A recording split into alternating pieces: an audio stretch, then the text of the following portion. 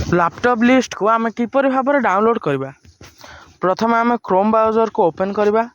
एठी open कलापर fast आम search करवा स्टेट स्कॉलरशिप को सर्च कलापर एठी देखु स्टेट स्कॉलरशिप ऑफिशियल वेबसाइट आसीज। ये देखो न्यू लैपटॉप योजना लैपटॉप लिस्ट आसी जाइए। क्लिक करेंगे।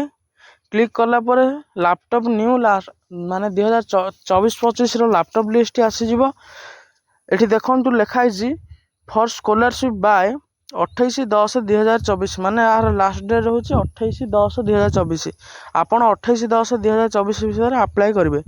आपण अप्लाई केमी करेंगे आपण ना को देखिए अप्लाई करेंगे। तो आपण नाम को केमी देखिए आपणकर लिस्ट आसी कि ना। आपण ये देखो डाउनलोड टू पर लिखाई से क्लिक करेंगे।